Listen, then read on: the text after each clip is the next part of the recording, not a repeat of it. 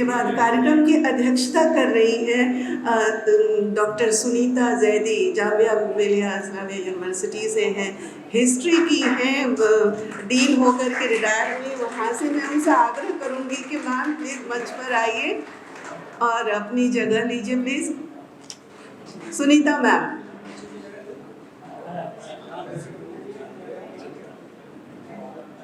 हमारे साथ इस पुस्तक पर चर्चा करने के लिए 3 वक्ता भी हैं। हमने जिन वक्ताओं का चयन किया तीनों ही अपने अपने क्षेत्र के शीर्ष पर आसीन हैं और उनके बारे में कुछ कहना बस वही सूरज को दीपक दिखाना कि आओ सूरज दादा मैं तुम्हारा नाम पूछूं, इस तरह की ये बात है, लेकिन फिर भी मंच की परंपरा है। मैं सुश्री भारती शुक्ल जी से आग्रह करूंगी कि प्लीज़ मंच पर आए और अपनी जगह लें, और श्री बादल सरोज जी और श्री राकेश दीवान जी विनम्र आग्रह के मंच पर आए और आसन ग्रहण करें।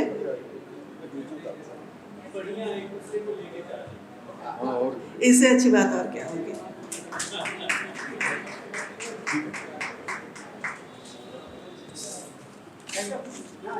स्वागत करेंगे गुलदस्ता लोगों को, बाकी लोगों को करिए। तो एक विशाखा मुरगुले को बुला लें, सुनीता जी के स्वागत करेंगे।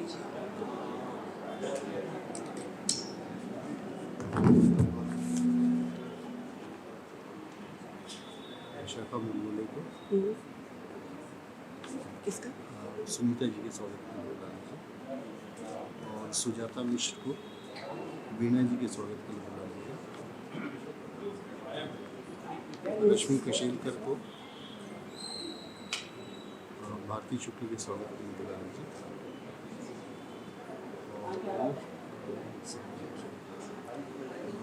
संध्या जी को बुला सकते। संध्या जी से राकेश दीवान का स्वागत करवा दें,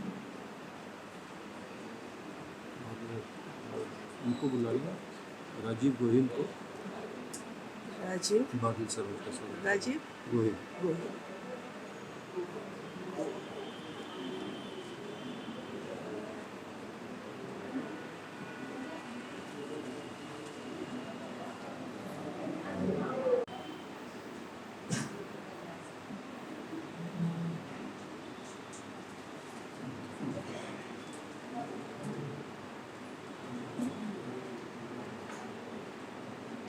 विशाखा जी, सुनीता मैम, सुनीता जैदी मैम का जो है वो स्वागत करें।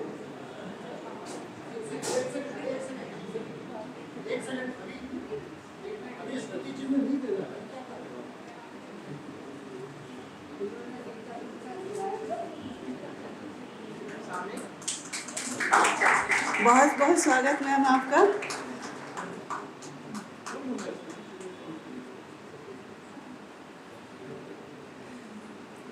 सुश्री सुजाता मिश्र है हमारे बीच में।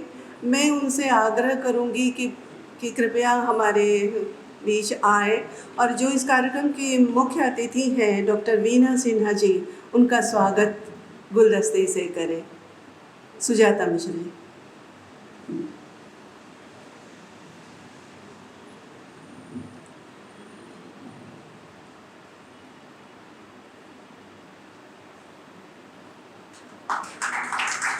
बहुत बहुत स्वागत। अब हमारे बीच रश्मि कशेलकर जी हैं आई हुई। मैं उनसे आग्रह करूंगी कि वो सामने आए और जो हमारे वक्ता हैं सुश्री भारती शुक्ल जी, उनका पुष्पकलिका से जो है वो स्वागत करें।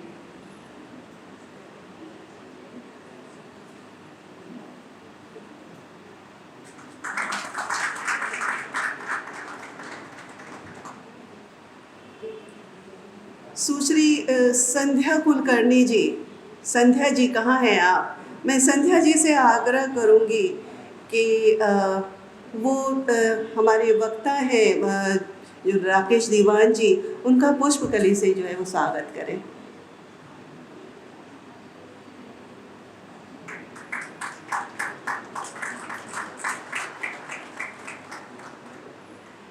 श्री राजीव गोहिल जी, राजीव गोहिल जी, मैं आग्रह करूंगी आपसे कि आप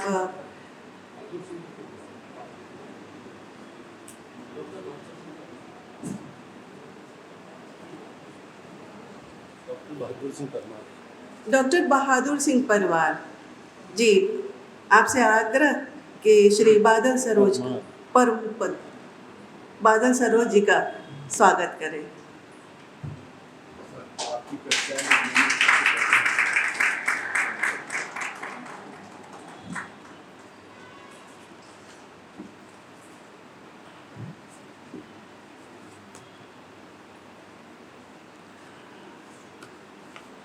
हमारा कार्यक्रम विलंब से शुरू हुआ, हम आधे घंटे लेट हो चुके हैं और जो मंच पर विराजित लोग हैं, अगर मैं सबकी उपलब्धियों के बारे में बताना चाहूँ भी तो ऐसा होगा कि जो पुस्तक चर्चा है वो तो रह ही जाएगी, तो अब हमें विकल्प में से चुनना है कि क्या कर लो, पुस्तक चर्चा करवानी है या फिर ये कर लो।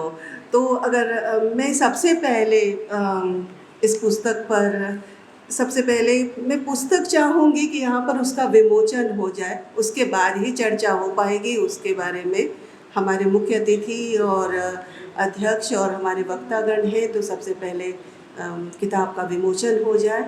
मध्य प्रदेश के इतिहास में महिलाएं, इस पुस्तक में 516 पन्ने हैं और लगभग 128 महिलाओं का जीवन वृत्त है इसमें, और लंबे समय से हम इस पर काम कर रहे थे। काफ़ी लोगों का साथ रहा और जिनका साथ रहा उनमें से कई लोग हैं यहाँ पर मौजूद। वंदना दवे जी से मुलाकात हो चुकी, रीमा दीवान चड्ढा, उनसे मुलाकात हुई, संदीप नाइक जी हैं, कई लोग हैं जिनका साथ हमें मिला और तब जा कर के ये किताब पूरी हुई। तो स्वयंसिद्धा टीम के लिए बहुत ही भावुक कर देने वाला क्षण है कि आखिरकार ये किताब के रूप में हमारी मेहनत जो है वो सामने आई।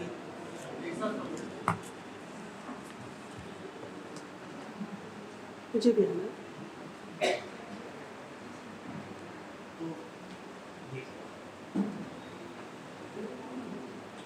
आइए सर।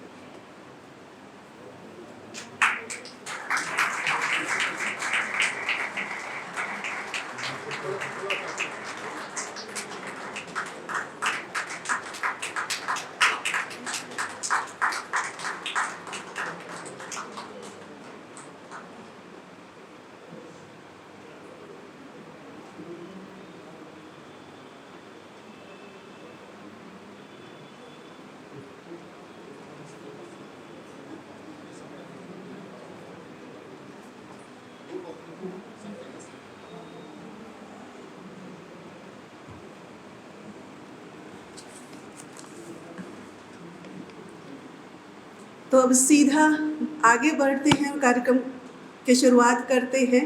बाकी इधर उधर की बातें, अलंकरण और विशेषण, इन सबको जो है थोड़ा सा साइड में मैं रखती हूँ और मैं सबसे पहले सुश्री भारती शुक्ल जी से, क्या माइक्रोफोन की व्यवस्था है उधर या यहीं आकर के बोलेंगे? ओके, ठीक है। भारती जी के बारे में थोड़ा भी मैं बताऊँ तो बहुत कम मैं बताऊँ तो मैं ये कहूँगी कि ये सामाजिक कार्यकर्ता भी हैं, साहित्यकार भी हैं और व्याख्याता भी हैं। तो एक साथ वो कई सारे काम करती हैं और बहुत ही लंबा चौड़ा इनका प्रोफाइल है।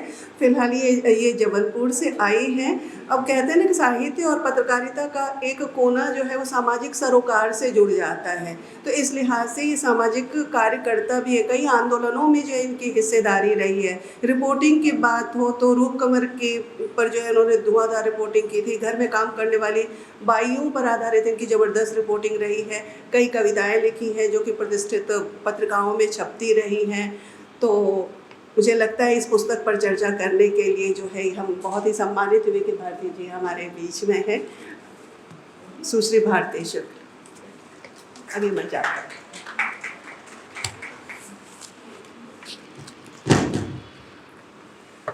आप सबको मेरा सतरंगी सलाम।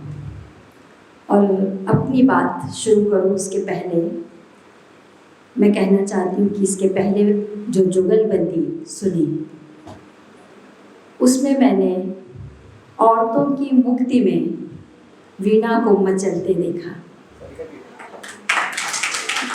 औरतों की विजय में वीणा को मैंने खिलखिलाते देखा। वो जो ध्वनियाँ हैं उससे हम शायद बहुत समय तक मुक्त नहीं हो पाएंगे। कविताएं हमें मिलेंगी, बहुत जगह मिलेंगी, हम पढ़ भी लेंगे, पर उनका इतना खूबसूरत पाठ और पाठ पर जो वीणा की प्रतिक्रिया थी वो अद्भुत थी। आपको बहुत बहुत बधाई और हमारी स्मृतियों में एक सुखद स्मृति की तरह आप हमेशा रहेंगी। आज हम जिस किताब पर चर्चा करने के लिए यहाँ इकट्ठे हुए हैं उस पर बात करने पर के पहले 4 पंक्तियाँ मेरे प्रिय कवि भगवत रावत जी की मैं आपको सुनाना चाहती हूँ। याद रखना वे नाम जो सारी यात्राओं में तुम्हारे साथ रहे। याद रखना वे नाम जो सारी यात्राओं में तुम्हारे साथ रहे और आसपास कहीं नजर नहीं आए। भूलना मत वो हाथ जो दिखाई ना दे पर कमजोर क्षणों में तुम्हें थामे रहे। संभाल कर रखना वे आँखें, संभाल कर रखना वे आँखें जो दूर से ही देखकर सिहासी रहें तुम्हारे सुखों में। साथियों, ये कविता मैंने इसलिए सुनाई कि जिस किताब पर हम चर्चा कर रहे हैं वो भी ऐसी ही यात्राओं के एक साथ संवेद स्वर में उसको बदल दिया गया है। ढेर सारी यात्राएं जो लोगों ने अपने जीवन में जी, अलग अलग रूपों में, उन सब को इस टीम ने, मैं सिर्फ सारिका जी से परिचित हूँ, पलाश जी का मैं से परिचित हूँ, पर इस टीम में बहुत सारे लोग और भी होंगे। मैं आप सबको साधुवाद देती हूँ कि आपने ये कठोर परिश्रम किया। जब सुमन राजे ने हिंदी साहित्य का आधा इतिहास लिखा था तब मुझे लगा था कि अब जाकर इतिहास पूरा हुआ है, और उस आधे इतिहास को पढ़कर न जाने कितनी पीढ़ियाँ निकल गई और उन्होंने जाना ही नहीं, उस पीढ़ी में हम भी शामिल हैं। हम रामचंद्र शुक्ल को ही पढ़ते हुए बड़े हो गए, हम नंद दुलारे वाजपेयी को ही पढ़ते हुए बड़े हो गए। हमने उस आधे इतिहास के उस स्पंदन को, उस अनुभूति को महसूस ही नहीं किया। तो सुमन राजे जी ने एक तो पहली बार उन स्वरों को हमारे सामने उन्होंने लाई वो। दूसरी एक महत्वपूर्ण बात जो उन्होंने की कि उन्होंने लोक की स्त्री के माध्यम से सौंदर्य की एक नई परिभाषा इस किताब के माध्यम से रची। सौंदर्य को हमने लोक के माध्यम से, लोक की स्त्री के माध्यम से एक बार फिर से परिभाषित होते हुए देखा, और वो एक दोनों उनके जो वॉल्यूम हैं वो अद्भुत हैं। ये जो किताब है जिस पर हम आज बात कर रहे हैं, ये कहीं ना कहीं उस काम की श्रृंखला की अगली कड़ी है, उसी श्रृंखला को आगे बढ़ाने वाली कड़ी है, और इसलिए ये संदर्भ ग्रंथ महत्वपूर्ण हो जाता है कि उसमें जितने लोग भी शामिल हैं, 500 पेज की किताब है, और 500 पेज की किताब में 133 लगभग 128 विभूतियों से मिलना, उनसे बातचीत करना, और बातचीत ऐसे नहीं हो रही है, बहुत आत्मीयता के स्तर पर, बहुत गहरे जाकर उनसे जुड़ रहे हैं, उसके बाद फिर उनको लिख रहे हैं। तो हमें उन सब पुरखनों से इन्होंने मिला दिया, उन सब साथियों से हमें मिला दिया जिन्होंने घोंसले बनाए हमारे लिए, हमारी जिंदगियों की छोटी छोटी छाँव हमें दी, और उन छाँव में रहकर ही हम आज की तारीख में यदि मजबूत हुए हैं तो उन पुरखिनों के कारण ही मजबूत हुए हैं। यदि वो हमारी लड़ाई नहीं लड़ती, वो हमारे लिए विद्रोह नहीं करती, तो आज सोचिए कि हमारे सिर पर और कितने सारे संघर्ष शामिल रहते। जो आज कविता कह रही थी, उस कविता से भी बहुत पीछे हम लोग कहीं पर खड़े रहते। इसलिए भी ये ग्रंथ बहुत महत्वपूर्ण है। और ये जो ग्रंथ है वो सिर्फ श्रम साध्य मेहनत का परिणाम नहीं है, ये बहुत सारे प्यार का परिणाम है। और वो प्यार क्या है? अपने उन पुरखिनों से, अपनी वो संघर्ष करने वाली औरतों को एक जज्बे के साथ याद करने का प्यार। ये तो शोध कार्य विश्वविद्यालयों में बहुत सारे होते रहते हैं, जिनमें खूब मेहनत करते हैं हम, और वो फिर कहीं पर डंप हो जाते हैं। परंतु ये किताब में यदि सिर्फ श्रम होता तो इसमें उतनी आत्मीयता ना होती। इसमें प्रेम भी है, इसमें गहरी उनसे एक लगाव की गहन अनुभूति भी है, इसलिए ये किताब महत्वपूर्ण है। इस किताब में 8 अध्याय हैं और 8 अध्यायों को अलग अलग खंडों में विभाजित किया गया है। और इस किताब को जब मैं, अभी किताब हमारी हार्ड कॉपी हमारे पास अभी आई, परंतु हमने इसकी सॉफ्ट कॉपी को बहुत श्रम के साथ पढ़ा। आप सोच सकते हैं कि हम लोग की उम्र में 500 पेज को पलटाना हमारे लिए कितना श्रम साध्य है। तो 90 साल की हो गई। हाँ, मेरी आंखें 90 साल की हो गई हैं। मैं तो अपने आप में 17 की हूँ, परंतु आंखें मेरी 90 की हो गई हैं, और उसके लिए चिकित्सकों ने भी हाथ खड़े कर दिए हैं। 16 मुझे ज़्यादा पसंद हुआ, प्रचलित है। मैं थोड़ा अप्रचलित बोलना चाहती थी, इसलिए मैंने 17 बोला। तो इतिहास, आज़ादी का आंदोलन, नल दमयंती से बात शुरू होती है और मृणालिनी गदरे तक बात जाती है। और इस किताब की मुझे सबसे अच्छी बात ये लगी कि वो नल दमयंती से शुरू थी।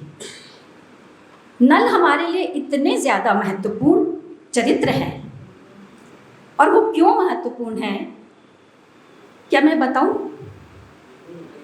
तो मेरे लिए वो क्यों महत्वपूर्ण है वो मैं आपको बताती हूँ कि जिन्हें धर्मराज युधिष्ठिर कहा जाता है, वो एक तो पता नहीं क्यों उस समय द्यूत क्रीड़ा और जिसको जुआ कहते हैं वो बहुत ज़्यादा सम्मानजनक स्थान पाए हुए था। मुझे पता नहीं कैसा संस्कृति थी वो। तो वो द्यूत क्रीड़ा में द्रौपदी को हारते हैं और दांव पे लगा देते हैं। उनको 1 मिनट भी उसमें किसी अधर्म की बू नहीं आती। नल भी जुआ खेलते हैं, हारते हैं, परंतु दमयंती का हाथ पकड़कर वो राजपाट छोड़कर सड़क पर आ जाते हैं। वो दमयंती को दांव पर नहीं लगाते। इसलिए भी इनको याद करना और पहले अध्याय में याद करना महत्वपूर्ण है। इस आज़ादी के आंदोलन में का जब मैं पलट रही थी पन्ने, तो जो सुरसी बाई हैं, सहोदर बाई हैं, आप पढ़िए इस किताब को। रोमांचित हो रही थी एक आदिवासी स्त्री किस तरीके से जीवन से आज़ादी के आंदोलन में संघर्ष कर रही थी। भोपाल की बेगमों पर विस्तार से लिखा गया है, और मैं सोचती हूँ कि हमारा समाज कितना स्वस्थ और खूबसूरत होगा जहाँ क्या 8 बेगमों ने शासन किया। और ये इंदौर और भोपाल इतना खूबसूरत है ना, ताल तलैयों के साथ, इन्हीं की दुआ से। अहिल्याबाई है और हमारी बेगमें हैं, क्योंकि स्त्री की दृष्टि पर्यावरण से बनती है और प्रकृति अपने आप में बहुत खूबसूरत विनम्र, और स्त्रियां उन्हीं को लेकर साथ चलती हैं। और इसी वजह से उनके जो निर्णय होते हैं उसमें कहीं ना कहीं संवेदनाएं बहुत गहरे छुपी होती हैं। और इसी वजह से आज हम इन खूबसूरत शहरों में आराम से रह रहे हैं। अभी हम आ रहे थे इतनी हिंसक धूप के बीच में, जैसे ही हम ताल के किनारे से निकले, आहा, धन्यवाद दिया हमने अपने पुरखों को, और धन्यवाद उनको भी कि जो तालों को आज भी बचाए हुए हैं। इसी किताब में एक हस्ती का जिक्र है, नाज़नीन हमीद। उन पर तो फिल्म बनाई जानी चाहिए, मुझे ऐसा लगता है। वो महिला, एक मुस्लिम महिला, बुर्का पहनती है, मैदान में जाती है, बुर्का उतारती है, खेलती है, बुर्का पहन के घर आ जाती है। आप सोचते होंगे उनके अंदर की आत्मा की छटपटाहट को कि वो खेलना चाहती है, खेल नहीं सकती, तो बुर्का पहन के खेल लेगी। इस अध्याय को पढ़ते हुए मुझे लगा, वाह नाज़नीन हमीद, काश आज की स्त्रियां भी उस पर्दे को अपने से अलग कर पाए। इसी तरह वंदना दबे जी, जो पता नहीं ससुराल से आके मायके आ जाती है और ट्रांसपोर्ट सर्विस चलाती है। नहीं, वंदना दबे कमेंटेटर, महिला कमेंटेटर, वंदना दबे महिला कमेंटेटर, अम्मा सरकार, अम्मा वो से नहीं, वो बड़ी बड़ी अम्मा, बड़ी बिन्ना ससुराल 5 बच्चों के साथ इसलिए छोड़ देती हैं कि वो कुछ करना चाहती थी, वो कर नहीं पा रही थी, और फिर वो अपने मायके में आके 5 बच्चों के साथ ट्रांसपोर्ट सर्विस शुरू करती हैं। क्या हम इसको कल्पना कर सकते हैं? आज की तारीख में हम अपने पैरों पे खड़े होने के बावजूद घर छोड़ने के पहले एक तो छोड़ने की सोचते नहीं हैं, और सोचते हैं तो हमको बहुत कुछ सोचना पड़ता है ना। तमाम बच्चे सब हमारे उसमें हमारे तरफ खड़े हो जाते हैं, हमको अपने आप को बचाने के तर्क में बच्चे आ जाते हैं कि नहीं भाई बच्चे इसलिए हम नहीं छोड़ सकते। परंतु उन्होंने उस समय इतना बड़ा जोखिम लिया था। हाँ, सुंदरी बाई है जो ट्रांसपोर्ट सर्विस करती हैं और का काम संभालती है उन्होंने। और आप सोच लीजिए कि कितना पितृसत्ताक समाज है। क्या हम औरतें आज की तारीख में बुटीक और दुकानों पर खड़े होने लगे हैं? क्या उस समय संभव था? असंभव को संभव हमेशा औरतों ने बनाया है। मीरा ऐसे ही घर से नहीं निकल गई थी, परंतु एक ऐसी स्त्री भी थी जो भक्तिन नहीं थी, परंतु वो जोखिम ले रही थी, समाज के खिलाफ खड़ी हो रही थी। सीमा भुरैया जो बहुत छोटी उम्र में बहुत खूबसूरत सी कलाकार हमारे से जुदा हो गई, उनको याद करते हुए दुख हो रहा था कि एक अच्छी कलाकार असमय हमारे बीच से चली गई। विजया जी को जब हम याद करते हैं, हमारे शहर जबलपुर की विजया जी, और उनको जब हम याद करते हैं तो हम नरेश सक्सेना दादा को भी याद करते हैं। दोनों क्रांतिकारी लोग। उस समय विजया जी एक तवायफ की बेटी और नरेश सक्सेना जी घोड़ी पे चढ़कर उनके यहाँ बारात लेकर पहुँचते हैं और वो शादी करते हैं। तो विजया जी को भी सलाम और नरेश सक्सेना जी को भी सलाम। इसमें एक सारिका ठाकुर जी का लेख है, हिंदी साहित्य में मध्य प्रदेश की महिला लेखिकाओं का योगदान। बहुत सिलसिलेवार, बहुत सुव्यवस्थित, बड़े करीने से व्यवस्थित किया हुआ, थ्योरी से शुरू करती हैं और आज तक उसको लाती हैं। यानी कि हम लोग जब शोध कार्य करते हैं ना, तो हमारे से बहुत व्यवस्था की उम्मीद की जाती है ना। तो वो तो पीएचडी नहीं कर रही थी, परंतु उन्होंने उसको बड़ा सुंदर तरीके से, व्यवस्थित तरीके से हमारे सामने रखा।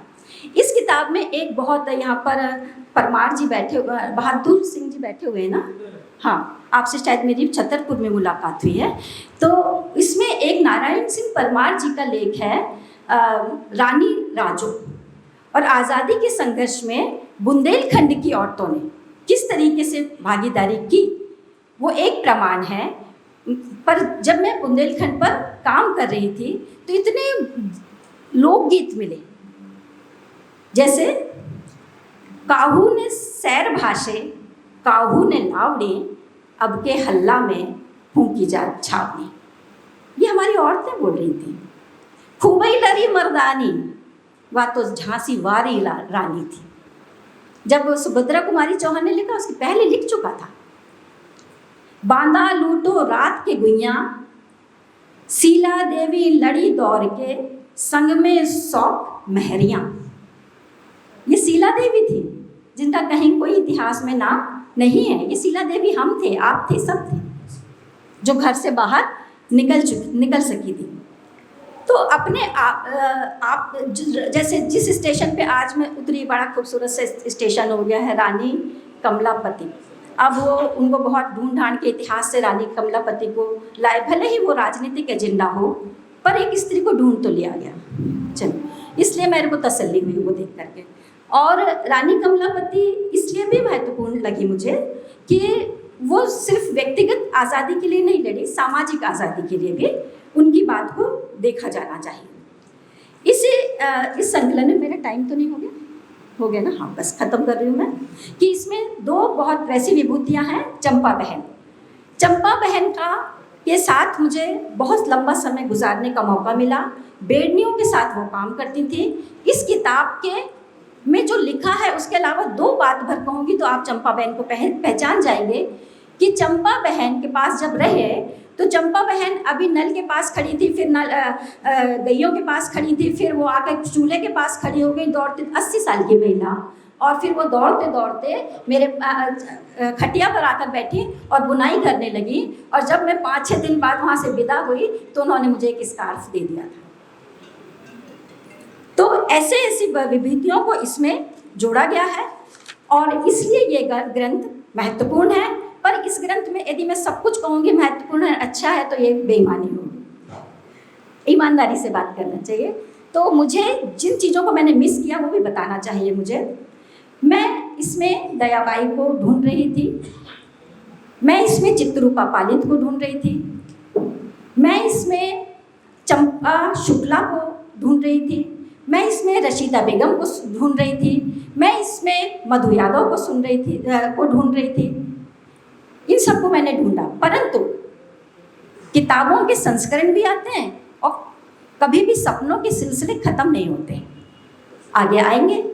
मधु यादव हमारी जानी मानी हॉकी प्लेयर, जबलपुर की, एक खटीक समाज में बहुत सारी बहनों के बीच में उसका निकलना अपने आप में अद्भुत था।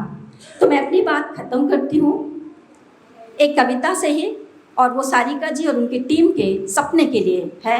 वेणुगोपाल जी की कविता, ना हो कुछ भी सिर्फ सपना हो, ना हो कुछ भी सिर्फ सपना हो तो भी हो सकती है शुरुआत, और यह एक शुरुआत ही तो है कि वहाँ एक सपना है। आप अपने सपने को जीवित रखें, हम लोग आपके साथ हैं। जिनका नाम लिया उनके बारे में आपको मैं बता सकूँगी।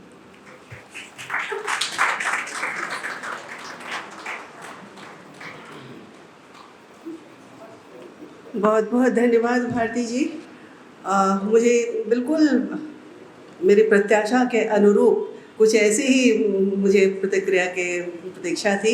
अब एक चीज़ मैं क्लियर करना चाहूँगी, ये किताब जो है वो मध्य प्रदेश के इतिहास में महिलाएं हैं, इतिहास में बुझी हुई तारीखें होती हैं। जिन जिन का नाम आपने कहा छूटी हुई, वे सभी जीवित हैं और मैं चाहूँगी कि लंबे समय तक वो हमारे बीच रहे और इतिहास में दर्ज करने की नौबत ना आए। मैं उस वक्त रो पड़ी थी जब इस किताब को प्रिंट में दिए जाने की बात थी और मालती जोशी जी नहीं रही। उस वक्त जो है हमें प्रिंटिंग को रोक करके और फिर मालती जी का जीवन वृत्त हमें डालना पड़ा था। तो हम नहीं चाहेंगे जिन जिन का नाम लिया वो हमारे बीच रहे और लंबे समय से रहे। और अब मैं अगले वक्ता को आमंत्रित करूंगी। और कल मैंने इनसे पूछा कि मंच की परंपरा रही है बादल जी से, आप बताओ भाई मैं आपके बारे में क्या बोलूं। तो उन्होंने कहा कि बोलना क्या है, बोल दो सारिका ठाकुर के दोस्त हैं और नीना के पति हैं। तो इस तरह की बात हमारे बादल जी ही कर सकते हैं। और हमारे सभागार में अभी जितने लोग मौजूद हैं सभी लोग जानते ही होंगे। ख़ास बात ये है कि ये साहित्य मर्मज्ञ हैं, सामाजिक चिंतक हैं, विचारक हैं और कविताओं को लेकर के या लेखन को लेकर के या साहित्य को लेकर के जो ये चीज़ें जाहिर करते हैं वो इनको ख़ास बना देती है। तो ये मेरे लिए बहुत ही सम्मान की बात है कि इस पुस्तक पर बादल जी चर्चा करेंगे। श्री बादल सरोज।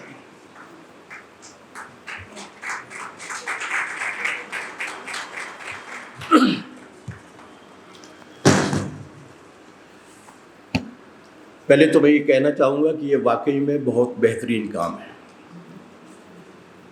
इतना बेहतरीन काम है कि आने वाली पीढ़ियों के लिए, और जिन राज्यों में इस तरीके के प्रयोग नहीं होते उनके लिए भी ये प्रेरणा का काम कर सकता है। जब स्वयं सिद्धा की शुरुआत हुई थी तब मैंने उसको बहुत नियमित रूप से पढ़ा, और इसके लिए पलाश चुर्जन जी को और उनकी पूरी की पूरी टीम का हार्दिक आभार कि अभी भी लोग प्रकाशन को केवल व्यवसाय या मुनाफे के रूप में नहीं देखते, मानवीय सरोकारों के रूप में देखते हैं। कोई चराई, मैं भारती शुक्ला जी की तरह से उदार नहीं हूँ।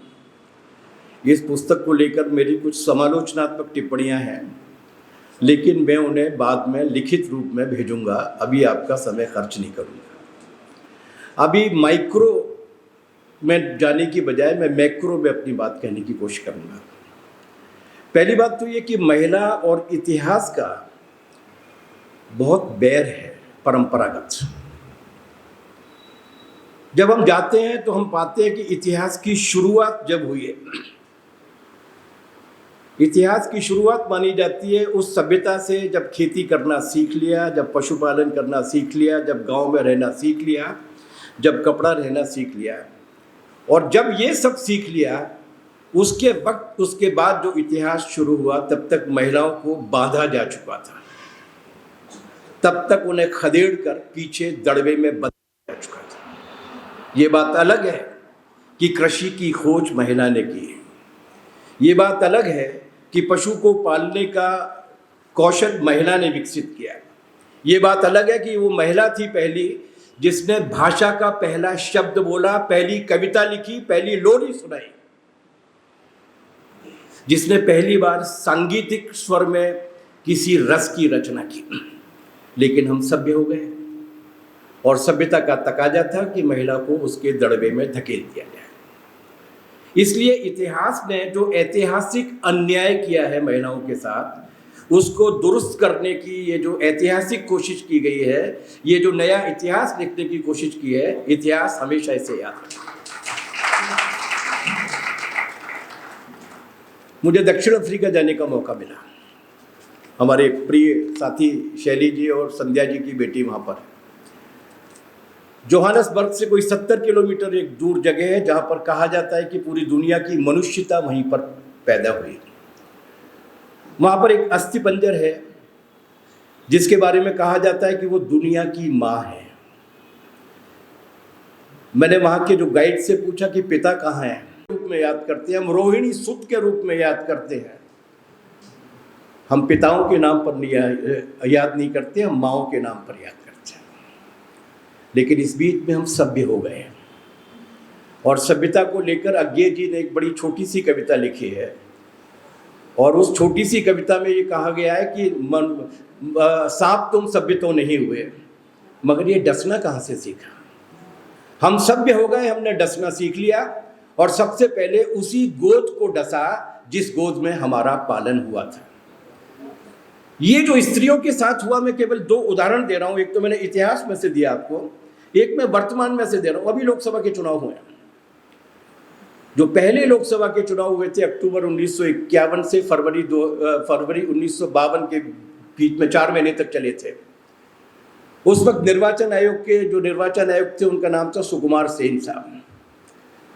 जब उन्होंने देखा तो हमारे यहाँ की जो वोटर लिस्ट बनी थी जिसमें 17 करोड़ लोग थे, उसको देखकर वो काफी हतप्रभ भी हुए, स्तब्ध भी हुए, दुखी भी हुए।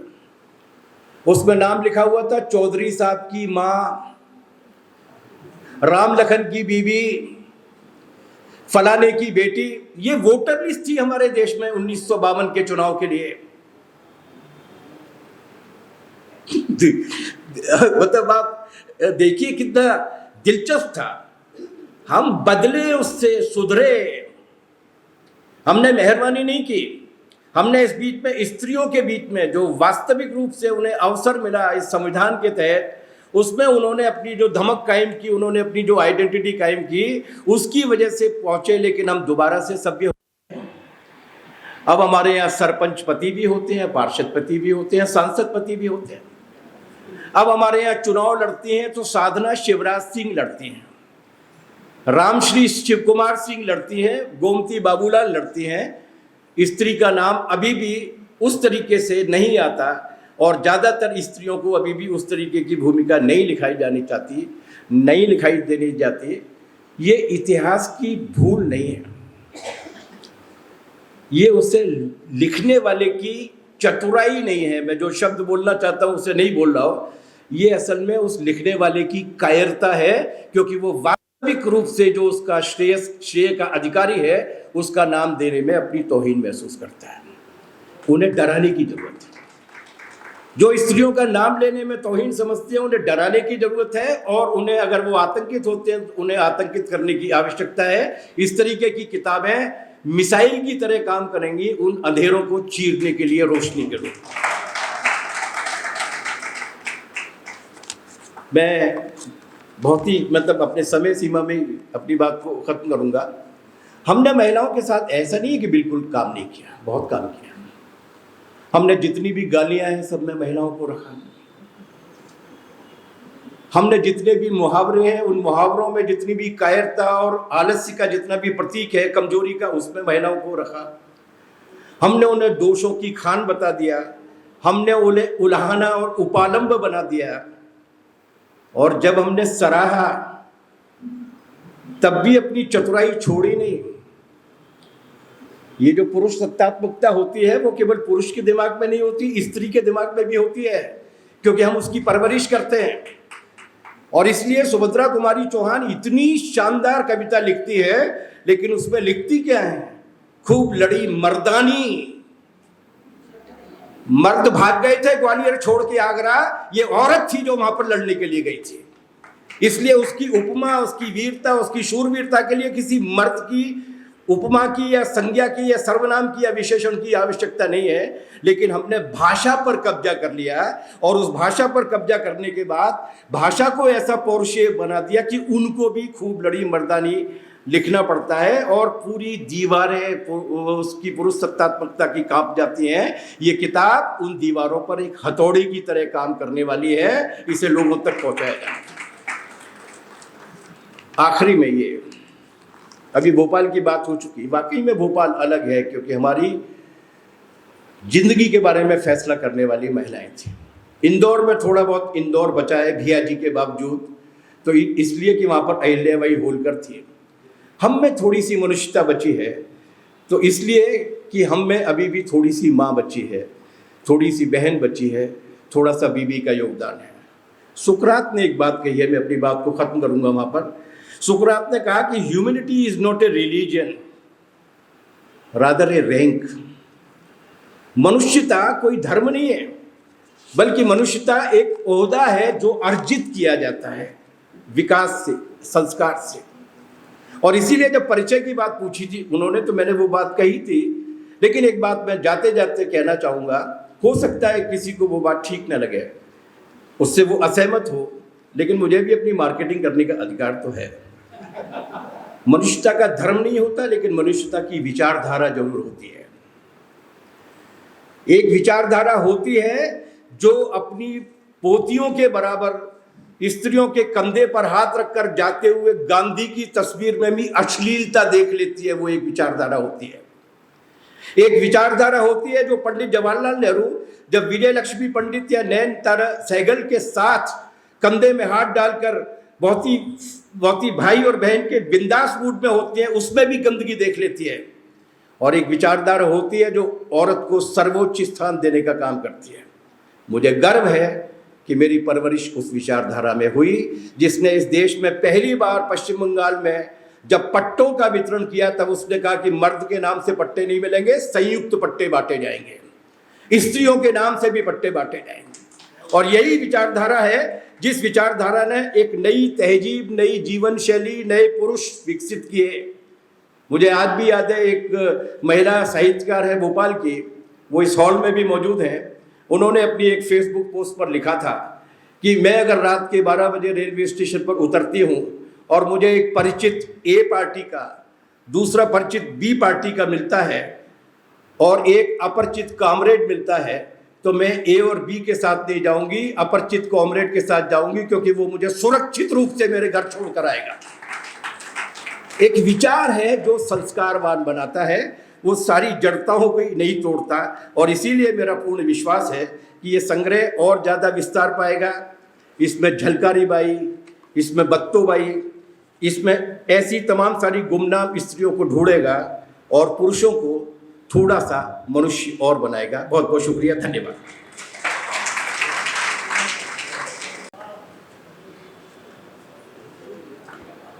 बहुत बहुत धन्यवाद बादल।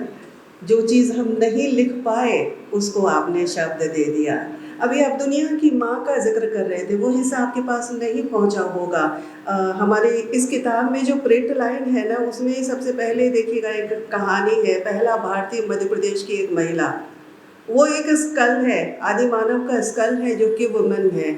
उसको कहा जाता है वो पहला भारतीय है, लेकिन आपके शब्दों में कहा जाए तो वो तो भारत की माँ ही है, क्योंकि वो एक फीमेल है, वो भारत की माँ ही है वो।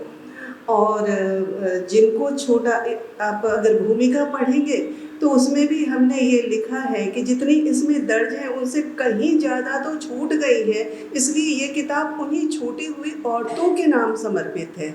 ये तो एक छोटी सी शुरुआत है हमारी, कई होंगी जो छूट गई हैं। तो बस हमें वो उजाला, वो रास्ता वो मिले कि हम उन तक भी पहुंच पाएँ। और अब मैं श्री राकेश दीवान जी से आग्रह करूंगी कि किताब पलट पलट करके देखा होगा उन्होंने, उन्हें कैसी लगी ये किताब। और फिर वही नाम ही काफ़ी है। मैं श्री राकेश दीवान जी के बारे में क्या बताऊं, चुनिंदा पत्रकारों में से देश के हैं, सामाजिक कार्यकर्ता हैं, और फिर वही दोहराने जैसी बात होगी। श्री राकेश दीवान जी।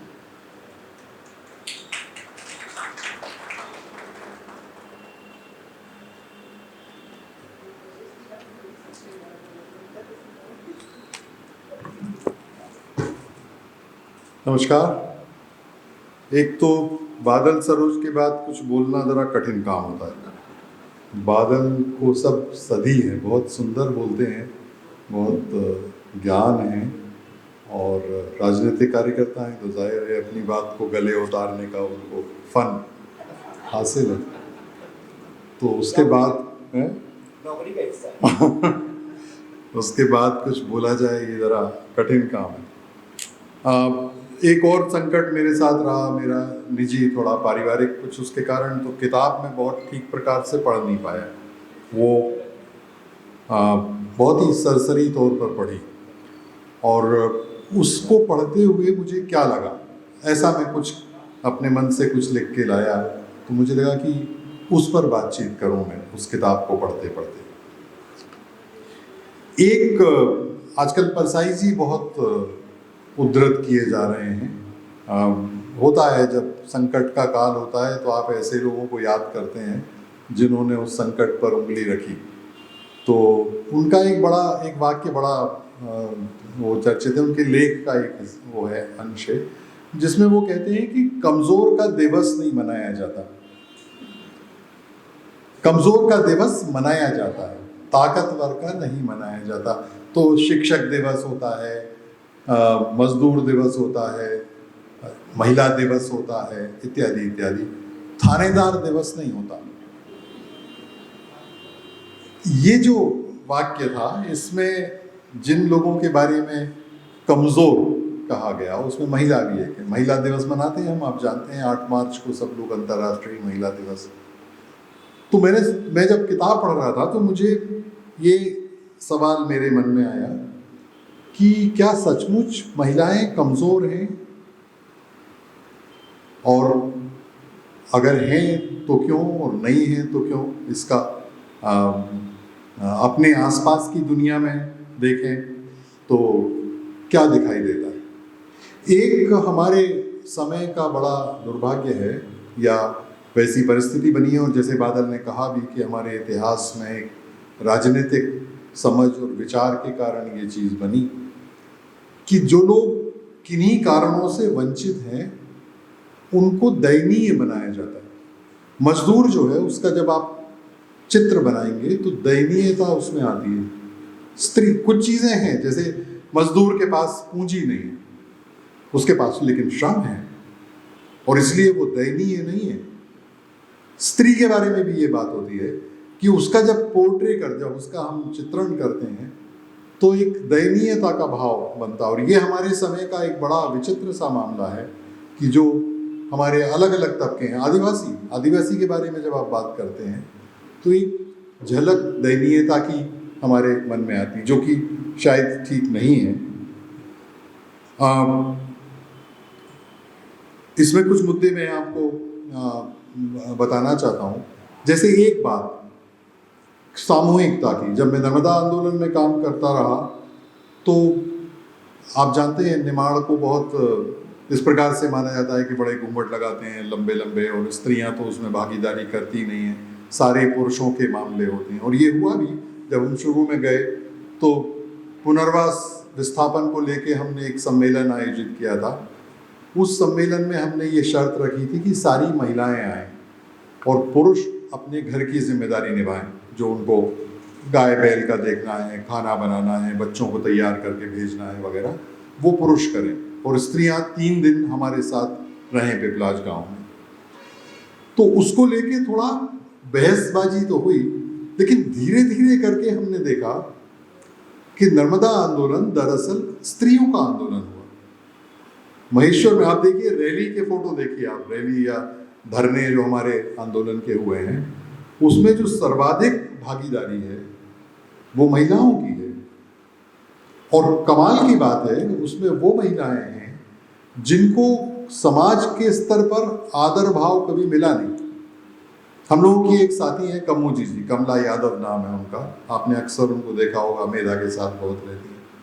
कमू जी गांव की मजदूर महिला है, और उनको इस दुनिया में ये विस्थापन पुनर्वास वगैरह के मामले से ज़्यादा लेना देना नहीं था, लेकिन वो किन्हीं कारणों से, अपनी निजी दोस्तियों के कारण, पहचान के कारण वो आंदोलन में शामिल हुई, और धीरे धीरे करके वो आंदोलन का इतना बड़ा हिस्सा हुई कि भोपाल में जब अनशन हुआ तो कम्मू जी उसकी एक प्रमुख स्तंभ थी। 4 लोग बैठे थे उसमें, कम्मू जी थी, मेधा थी, और लोग भी थे। बाद में फिर जो भी होता है, महीना भर बाद करीब कुछ चीज़ें तय हुई, और तय होने के बाद जब हम वापस गए तो नर्मदा घाटी वैसे तो बहुत बड़ा हिस्सा है, लेकिन ठीकरी से हमारा बड़वानी का क्षेत्र शुरू होता है। तो जैसे हम ठीकरी से गए तो लोगों ने स्वागत किया, कहीं फूल बरसा रहे हैं, कहीं किसी ने कुछ मिठाई खिलाई। ये जो अनशन वाले थे वो नेता थे। तो कम्मू जी भयंकर रोई, और हम सबसे उसने कहा कि मैंने कभी सोचा नहीं था, कभी मैंने कल्पना नहीं की थी कि मुझे इतना आदर मिलेगा मेरे समाज से, जहाँ मैं गोबर थापने वाली, उपले बनाने वाली, अपना घरों के काम करने वाली महिला थी, मैं आंदोलन में इस हैसियत से आई। और ये हैसियत अकेली उनकी नहीं थी, बड़ी संख्या में महिलाएं उसमें आई। और एक उदाहरण है जो अभी हाल में किताब आई है अरविंद मोहन की, जिसमें उन्होंने महिला ब्रिगेड, गांधी की महिला ब्रिगेड उस किताब का नाम है, उसमें ढेर महिलाएं, मतलब वो किताब में तो उन्होंने कुछ 70-75 महिलाओं का जिक्र किया है जिनका वो ढूंढ पाए, शोध कर पाए और निकाल पाए, लेकिन ढेरों महिलाएं, मतलब उसमें ऐसे उदाहरण आते हैं कि घरों से महिलाएं निकली और उनको अपने घर का पता नहीं मालूम था। ये एक बड़ा संकट था कांग्रेस के कार्यकर्ताओं, उस जमाने की कांग्रेस के कार्यकर्ताओं का, कि उन महिलाओं को घर कैसे पहुंचाएं, क्योंकि उनको अपने पति का नाम नहीं मालूम, उनको अपने घर के बारे में कुछ मालूम नहीं, लेकिन वो गांधी बाबा के कहने से अपना आ गई वो, या उनको लगा कि ये मसला है, इसमें जाना चाहिए। उनने बाकायदा पिकेटिंग की, डंडा वंडा भी खा लिया, थोड़ा एक आध दिन 2 दिन का जेल भी हो गया, उसके बाद बाहर आ गई। अब घर कैसे जाए? तो कार्यकर्ताओं को बहुत संकट हुआ, बहुत मुश्किल हुई उनको उनके घर वापस पहुंचाने में। लेकिन ढेरों महिलाएं, मतलब आप उस किताब को अगर पढ़ें तो आपको बहुत ही चकित करने वाले उदाहरण दिखेंगे, जो बहुत और अजूबा भी हैं, क्योंकि हम उस तरह से परिचित नहीं हैं। गांधी के बारे में जब अपन बात करते हैं, गांधी और स्त्री के बारे में, तो बहुत अजीब प्रकार की चीज़ें मिलती हैं, कुछ बहुत ही फूहड़ हैं, कुछ बहुत ही मूर्खतापूर्ण हैं। लेकिन गांधी के साथ इस प्रकार का समूह शामिल हो, और फिर उसमें वो अरविंद कहते भी हैं, अरविंद का बहुत सुंदर भाषण भी हुआ, हम लोगों ने करवाया था यहाँ पर, बाद में रायपुर में भी करवाया उनकी उस किताब को लेकर। उन्होंने कहा गांधी कैसे बात कर रहे थे उन महिलाओं से, चिट्ठी लिखते थे, जिनको पढ़ना लिखना आता था उनको चिट्ठी लिखते थे। वो चिट्ठी में उनको लिखते थे कि तुम्हारे मासिक धर्म की क्या समस्या है, और अगर तुमको है तो सुशीला नैयर से पूछो, वो डॉक्टर है। ये गांधी बात कर रहे हैं उन महिलाओं से, चिट्ठी लिख रहे हैं, उनसे बात कर रहे हैं। इस प्रकार का एक रिश्ता उन महिलाओं के साथ, और जैसे मैंने आपसे कहा कि कभी आपको मौका मिले तो उसको पढ़िए। तो नर्मदा और इसका जो मैं बात कह रहा था, एक दूसरी बात मैं कहना चाहता हूँ कि ये जो तबके हैं जिनके बारे में परसाई जी कह रहे हैं कि ये कमज़ोर तबके हैं, वो तबके बहुवचन में ही होते हैं। स्त्री जो है वो अकेली नहीं होती। ये हमारा एक नया पढ़ा लिखा समाज का चलन है कि हमने कुछ स्थापित किए हैं लोगों को, कुछ महिलाओं को स्थापित किया, लेकिन असल में वो एक सामूहिकता का प्रतीक होता है। वो व्यक्तिगत रूप से होता नहीं है, वो पूरी तरह से होता है, वो लगातार होता है। मैं आपको छोटा मैं समझता हूँ कि सभी परिवारों में होगा। मैं अपने परिवार की बात कर सकता हूँ कि मेरी दादी और मेरी बहनों के बीच ज़मीन आसमान का फ़र्क है। मेरी दादी ऊपर से दिखता है, मेरी दादी धोती पहनती थी, मेरी बहनें जीन्स पहनती हैं या सलवार कमीज़ पहनती हैं, तो वो ऊपर का एक बदलाव आपको दिखता है। लेकिन जरा थोड़ा गौर करके आप देखें तो दुनिया को देखने का तरीका इन 3 पीढ़ियों में बिल्कुल बदलाव, और बहुत बड़े पैमाने का बदलाव, वो छोटा मोटा मामला नहीं है। जिस तरह से मेरी बहनें अपने संसार को देखती हैं, मेरी दादी उस तरह से नहीं देखती थी। और वैसे ही आपको मज़े के लिए मैं बताऊं कि मैं और अपने दादा का मैं तुलना करूं तो हमारे बीच का अंतर बहुत ज़्यादा नहीं है। ऊपरी अंतर है कि मेरे दादा धोती पहनते थे, मैं अपना पैंट कमीज पहनने लगा हूँ। मेरे दादा हिंदी या गांव की बोली में बात करते थे, मैं थोड़ा अंग्रेजी, ये ऊपरी तरह का दिखता है। लेकिन दुनिया को देखने का नज़रिया जो मेरे दादा का था, कमोबेश वही नज़रिया मेरा भी है। लेकिन मेरी बहनों और मेरी दादी के बीच का अंतर बहुत बहुत बड़ा अंतर है। वो आप देखें तो बहुत, और मैं समझता हूँ सभी परिवारों में ये होता होगा। ये जो साइलेंट चेंज, ये जो गुपचुप बिना किसी झंडे डंडे के ये जो बदलाव हो रहा है, और ये केवल परिस्थितिवश नहीं है, हालांकि उसका भी एक महत्व है कि जो परिस्थितियां बदलती हैं। परसाई जी के लेख में एक जगह ये आता है कि महिला मुक्ति के लिए, महिला मुक्ति में जो एक सबसे महत्वपूर्ण वाक्य है वो ये है कि एक की आमदनी से खर्चा नहीं चलता। तो वो भी ठीक है कि परिस्थिति के वजह से भी चीज़ें बदलती हैं। लेकिन जैसे आप जानते हैं कि परिस्थिति और व्यक्ति, उन दोनों के द्वंद्वात्मक रिश्ते से समाज बढ़ता है।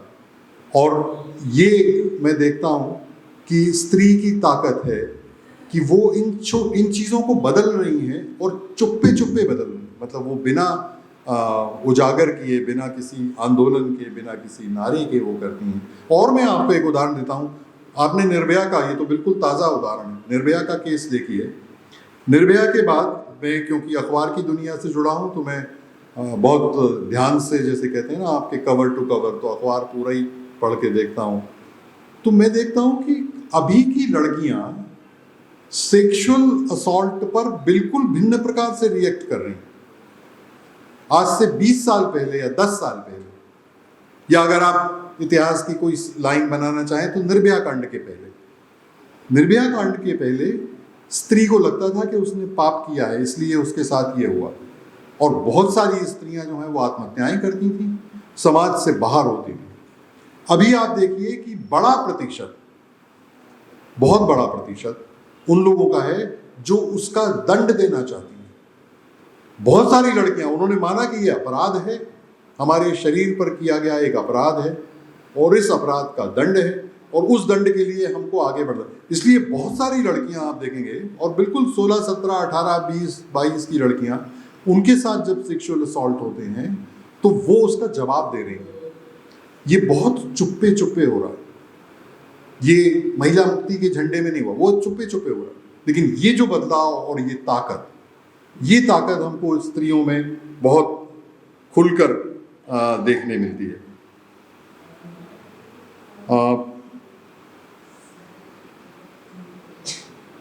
ऐसे में क्या करें? एक आपने बहुत सुंदर काम किया है इस किताब को निकाल के। ये किताब जो है वो बहुत अलग अलग क्षेत्रों की, बहुत अलग अलग प्रकार की महिलाओं के बारे में बात करती है। बहुत आपको अंदाज़ा लगता है कि क्या हो रहा है इस संसार में। एक ज़रूरत इस बात की भी है कि हम अपनी जो सहयात्री हैं महिलाएं, उनसे पुरुष कैसे संवाद करें। ये एक बड़ा संकट है। संवाद पुरुषों के संवाद स्त्रियों से हो नहीं रहे। मैं आपको एक बहुत पुराना एक लेख मैंने लिखा था, एक फिल्म आई थी एक ज़माने में, अकेले हम अकेले तुम। आप में से बहुत से लोगों ने, आमिर खान और मनीषा कोइराला उसमें हुआ करती थी, और वो फिल्म इस बहुत ही अलग चालू किस्म का मसाला फिल्म थी, जिसमें होता ये है कि वो लड़की जो है मनीषा कोइराला अच्छी एक्ट्रेस या गायिका हो जाती हैं और इनको मौका नहीं मिलता, और इसके कारण पति पत्नी के बीच में तनाव होता है और फिर उनके अलग अलग हो जाते हैं वो।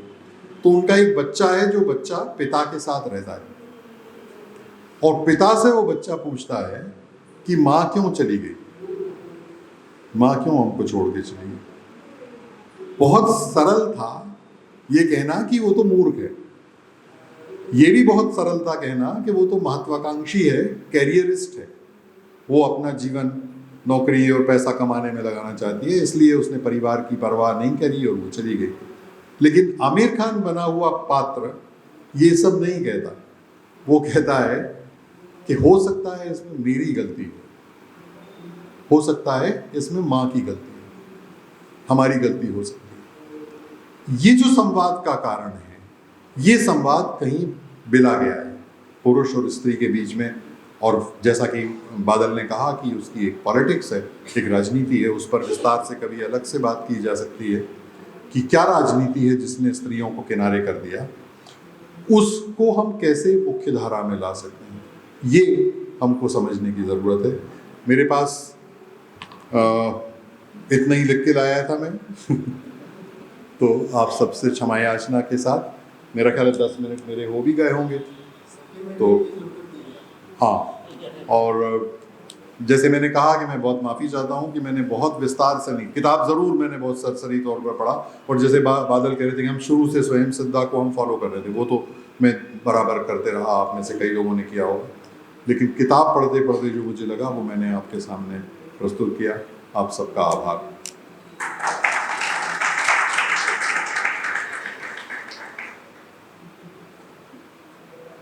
इसको खींचने के लिए मैं बोला। कार्यक्रम खत्म हो जाए उसके बाद हाँ, तो हाँ।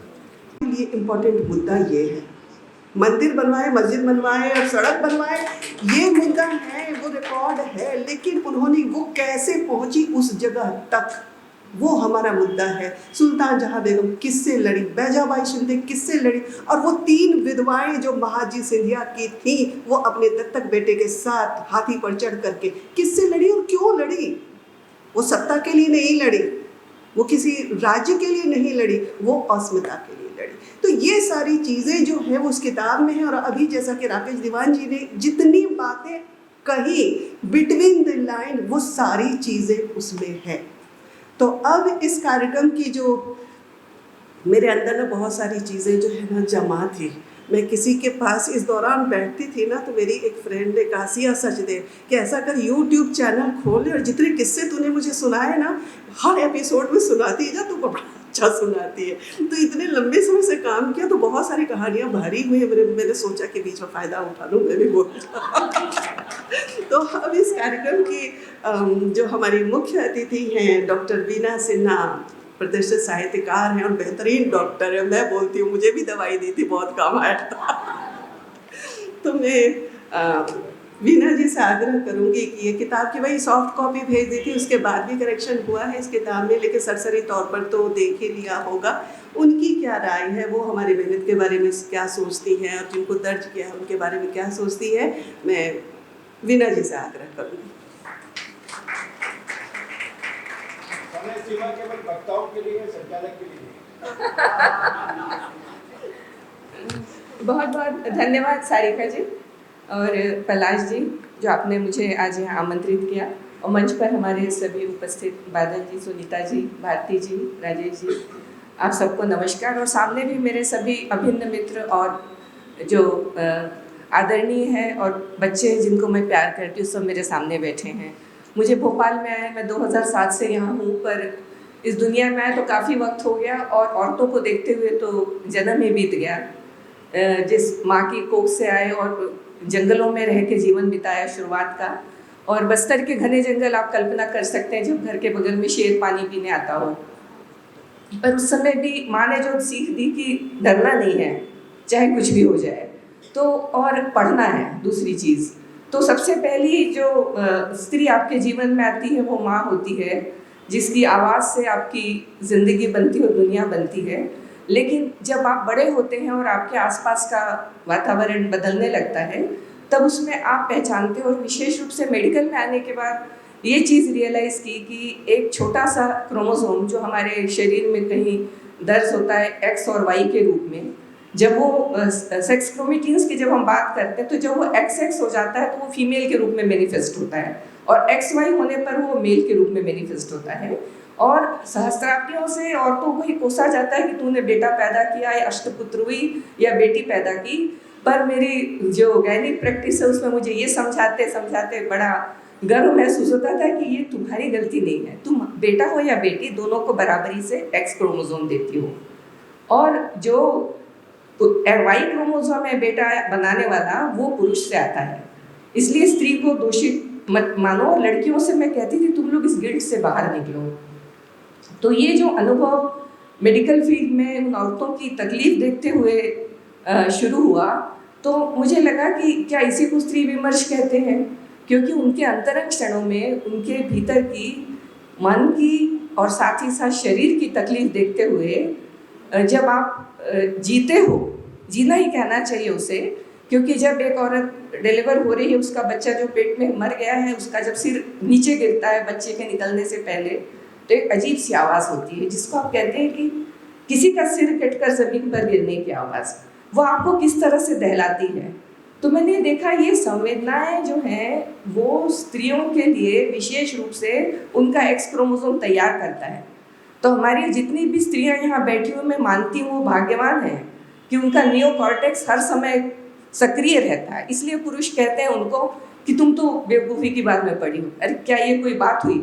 जो आदमी को नहीं दिखती, औरत उसको अपनी जो सतत विचार प्रक्रिया है जो उसके नियोकॉर्टेक्स में बनती रहती है, उसके ज़रिए वो एक एक्सप्रेस स्क्रीन की तरह या MRI के जो लेयर्स होते हैं उसकी तरह खोल के देखती है।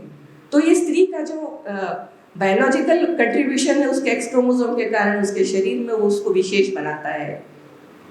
तो मैं समझती हूँ कि इन सब चीज़ों ने इसमें जोड़ा, और जो जीवन के अनुभव थे उससे ये समझ में आया कि लोग औरतों को बिल्कुल पसंद नहीं करते। और मैं उन दिनों बैहर में प्रैक्टिस करती थी, बैहर में मेरी पोस्टिंग थी सरकारी अस्पताल में। तो जब औरतें आके कहती थी कि हमको बेटी नहीं चाहिए, तो मैं पूछती थी क्यों। तो ये जो पुरातन सवाल है कि बेटी हो जाएगी तो उसका दहेज लगेगा, उसकी शादी करनी होगी, हमारे पास पैसा नहीं है, कैसे होगा, कैसे पालेंगे, फिर उसको खतरा भी है। तो इतनी तीखी बहसें मेरी होती थी और सब मरीजों के साथ जो या जिन औरतों के साथ में। और मुझे खुशी है कि जिन लोगों ने इस बात को समझा और अपने जीवन में एक बेटी या दो बेटी के बाद अपना जो रिप्रोडक्टिव कैरियर है उसको बंद किया, तो वे अंदर से जैसे जीत की खुशी होती थी कि ये औरतों के पक्ष में है ये। क्योंकि उसी दौरान मैंने एक अपनी कविता लिखी थी कि बच भी जाओगी केरोसिन में छुलाई जाती तीली की बदबूदार लपट से, पर कैसे बच पाओगी पिता के माथे पर गहरा आई लकीरों के फंदे से। या तुम्हें पैदा करने के अपराध बोझ से ग्रस्त माँ की आंखों के अंधे कुएं से। बिटिया अब तो माँ की कोख भी महफूज नहीं रही तुम्हारे लिए, जहाँ तैर लेती थी तुम 9 माह निर्बंध। तुम्हें तलाशते गंडे ताबीज़ों के अलावा हमारे पास कोरियन बायोप्सी की तीखी सलाई है, अल्ट्रासाउंड की भेदती आंखें हैं। तुम फिर भी जीना लड़की, तुम फिर भी जीना लड़की, जितनी बार मरना उतनी बार जी जाना हमारी मृत संवेदनाओं के किलिमंजारो में। तो जब आप इस तरह से जीवन को देखते हैं और औरत को इस नज़र से देखते हैं, तो ऐसा लगता है ये इतिहास की किताब बहुत छोटी है। इसमें हर औरत अपने हिस्से की मिट्टी ज़मीन पे बना रही है, हर रूप में। जैसे एक फूल बनाता है, जैसे एक तितली बनाती है, एक पत्ती बनाती है, एक पेड़ बनाता है, वैसे ही हर औरत अपने हिस्से की मिट्टी बनाती है। और आज मैं जब सुबह स्मिता को सुन रही थी तो मुझे लगा हर औरत अपने हिस्से की एक नदी भी बनाती है। उसके भीतर जो पानी है, जो भीतर उसके पानी बहता है, वो संगीत की तरह इस धरती को भिगोए हुए हैं। वो आंसू जिसको कभी किसी कवि ने माना कि तुम्हारी कमजोरी है, मैं समझती हूँ उसकी ताकत है दुनिया को जिंदा रखने की ताकत। आप समझते हैं ना, अगला जीवन यही तो है, तुम्हारी यही कहानी, आंचल में है दूध और आंखों में पानी। नहीं, ये पानी बहुत जरूरी है, ये पानी नहीं है तो धरती नहीं है। आज हम समझने लगे हैं ना, जब हम बात करते हैं पर्यावरण की, ये पानी हम सबके लिए बहुत ज़रूरी है। औरत ने वो पानी बचाए रखा है। मैं तो सबसे कहती हूँ, पुरुषों से भी, कि रो और जानो ये पानी होता क्या है। तो स्मिता, आज तुम्हें उस पानी की याद दिलाने के लिए और उस नीले रंग को नदी में बदल जाने के लिए बहुत बहुत आभार। तो एक बहुत सुंदर शुरुआत हुई सुबह की, और ये जो पुस्तक रची है सारिका, तुमने बहुत लोगों को इसमें अपने साथ जोड़ा है। और मैं देख रही थी उसमें कुमुद के भी आर्टिकल्स हैं, और सीमा इससे जुड़ी रही वेब में, वंदना जी हम लोगों से इंटरव्यू लेती थी, या बहुत सारी चीज़ें। तो उनको एक जगह लाना सचमुच कठिन काम है, और हम लोग इतिहास बनने का इंतज़ार नहीं करेंगे, हम लोग इतिहास पढ़ेंगे। और हम चाहते हैं हर औरत इतिहास है अपने आप में। तो मेरी शुभकामनाएं इस पुस्तक के लिए।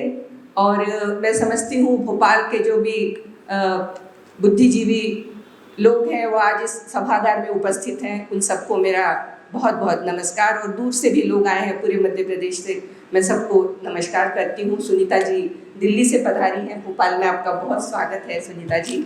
और मेरा समय हो गया। समय सारिका से पूछना ज़रूरी है, क्योंकि उसने बहुत मेहनत की है ना, तो वो बीच में कहे कि मुझे ज़्यादा वक्त चाहिए। जैसा बादल जी ने भी कहा कि इसके लिए कोई वक्त नहीं है।